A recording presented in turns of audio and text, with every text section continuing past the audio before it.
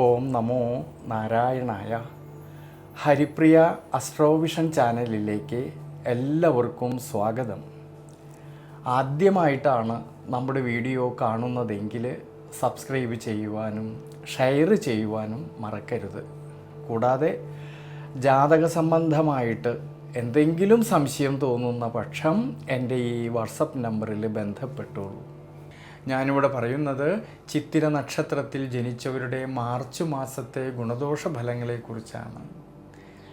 ദൈനംദിന ജീവിതത്തിൽ ഉണ്ടാകുന്നതായ തടസ്സങ്ങളെയും ബുദ്ധിമുട്ടുകളെയും അതിജീവിച്ച് നിരന്തരമായിട്ട് പരിശ്രമിച്ചു വരുന്നവരാണ് ഈ ചിത്തിര നക്ഷത്രക്കാർ. കന്നിരാശിയിലാണെങ്കിൽ 30 നാഴികയും തുലാം രാശിയിൽ 30 നാഴികയും കൂടിച്ചേരുന്ന നക്ഷത്രമാണ് ഈ ചിത്തിര നക്ഷത്രം. കന്നിരാശിയിൽ ജനിച്ച ചിത്തിര നക്ഷത്രക്കാർക്കാണെങ്കിൽ ഈ മാർച്ച് മാസത്തിൽ വളരെയധികം ശ്രദ്ധയോട് കൂടിയിട്ട് വളരെയധികം ദീർഘവീക്ഷണത്തോടു കൂടിയിട്ട് മുന്നോട്ട് പോകേണ്ടുന്നതായിട്ടൊരു സമയമാണ്. പൊതുവേ കണ്ടകശനിയുടേതായിട്ടുള്ള കാലഘട്ടം നിലനിൽക്കുന്നതായിട്ടൊരു സമയമാണ്.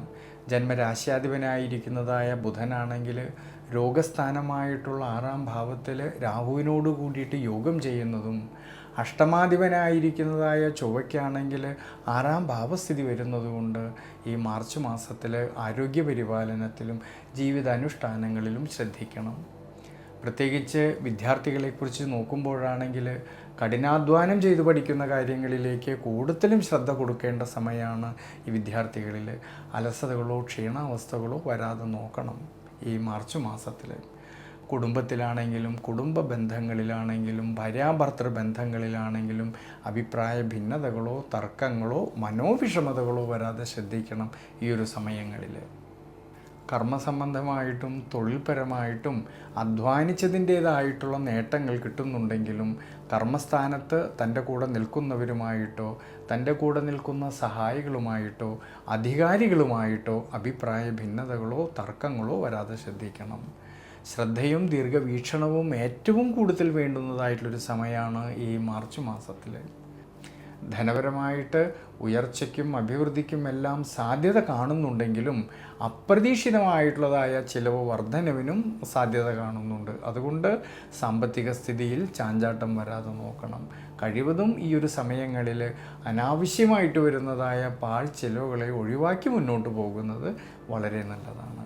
അതുകൊണ്ട് കന്നിരാശിയിൽ ജനിച്ച ചിത്തിര നക്ഷത്രക്കാർ ശനീശ്വര പ്രീതികരമായിട്ടുള്ള വഴിപാടുകൾ ചെയ്ത് പ്രാർത്ഥിക്കുന്നത് ഈ ഒരു സമയത്ത് വളരെ നല്ലതാണ്.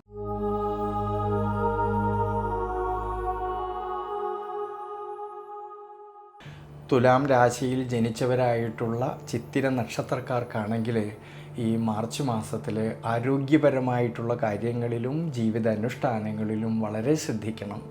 പ്രത്യേകിച്ച് ജന്മരാശ്യാധിപനും അഷ്ടമാധിപനുമായിരിക്കുന്നതായ ശുക്രനാണെങ്കിൽ 6-ാം ഭാവത്തിൽ ഉച്ചബലത്തോടു കൂടിയിട്ട് നിൽക്കുന്നത് കൊണ്ടും 6-ാം ഭാവത്തിൽ നിൽക്കുന്ന ശനീശ്വരൻ്റെ ദൃഷ്ടിയാണെങ്കിൽ ദുരിതസ്ഥാനമായിട്ടുള്ള 12-ാം ഭാവത്തേക്ക് വരുന്നത് കൊണ്ട് വിശേഷിച്ച് യാത്രകളിലായാലും ഡ്രൈവിങ്ങിലായാലും കൂടുതലും ശ്രദ്ധിക്കണം ഈ തുലാം രാശിയിൽ വരുന്ന ചിത്തിര നക്ഷത്രക്കാർ.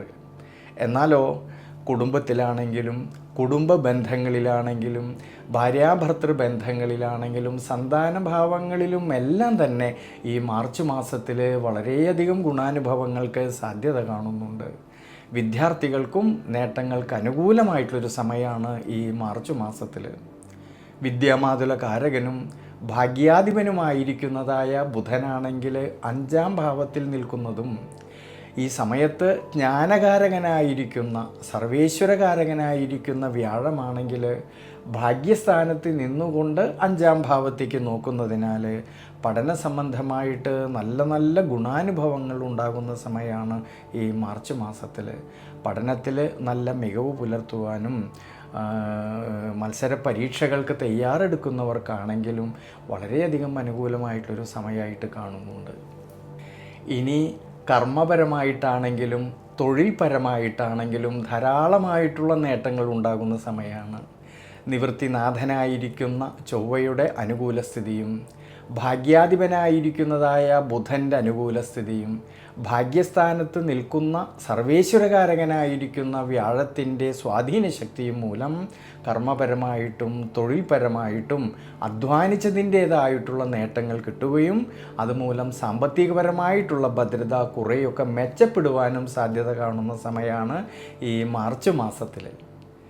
ഈ ഗുണാനുഭവങ്ങളെല്ലാം പറയുന്നുണ്ടെങ്കിലും ശ്രദ്ധ വേണ്ടുന്നതായ കാര്യം, 6-ാം ഭാവത്തിൽ നിൽക്കുന്നതായ ശനിയുടെ ദൃഷ്ടി 12-ാം ഭാവമായിട്ടുള്ള ദുരിതസ്ഥാനത്തേക്ക് വരുന്നത് കൊണ്ടും 5-ാം ഭാവത്തിലാണെങ്കിലോ രാഹുവിൻ്റെ സാന്നിധ്യം നിലനിൽക്കുന്നത് കൊണ്ട് ചില സമയങ്ങളിൽ മനസ്സിന് ടെൻഷനും മനസ്സിന് ക്ഷീണാവസ്ഥകളും തോന്നുമെങ്കിലും എന്തൊക്കെ വിഷമതകൾ ഉണ്ടെങ്കിലും പ്രതിസന്ധികളിൽ തളരാതെ വളരെ ശ്രദ്ധയോടുകൂടി വളരെയധികം ദീർഘവീക്ഷണത്തോടു കൂടിയിട്ട് മുന്നോട്ട് പോകേണ്ടുന്നതായിട്ടൊരു സമയം കൂടിയാണ് ഈ മാർച്ച് മാസത്തിൽ.